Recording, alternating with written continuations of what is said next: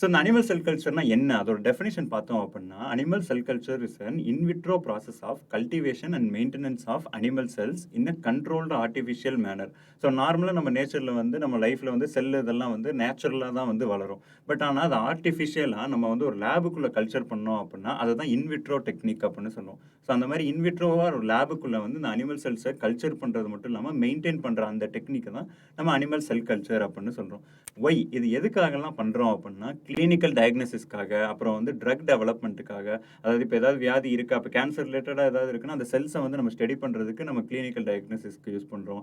அப்புறம் வந்து drug development ஏதாவது இப்ப புதுசா ட்ரக் இது நம்ம கண்டுபிடிக்கிறோம் அப்டின்னா, அது எடுத்தோனே நம்ம வந்து சாப்பிட முடியாது. பட் ஆனா நம்ம செல்லுல குடுத்து அது எப்படி ரியாக்ட் பண்றதுன்றத ஸ்டடி பண்ணோம் அப்டின்னா, ஈஸியா வந்து நம்ம வந்து தெரிஞ்சுக்கலாம். ஸோ அதுக்காக, அப்புறம் பயோமெடிக்கல் ரிசர்ச் நெறைய வந்து டிசீஸ் ரிலேட்டடான ஸ்டடீஸ் பண்றதுக்கு, வைராலஜி ஸோ வைரஸ்லாம் வந்து நம்மளால நார்மலா இப்ப பாக்டீரியா மாரி வளர்க்க முடியாது. அதுக்கு வந்து செல்லு தேவை. ஸோ அத வந்து நம்ம வைரஸ பத்தி படிக்கிறதுக்கு இந்த செல் கல்ச்சர் ரொம்ப ஹெல்ப்ஃபுல்லா இருக்கு.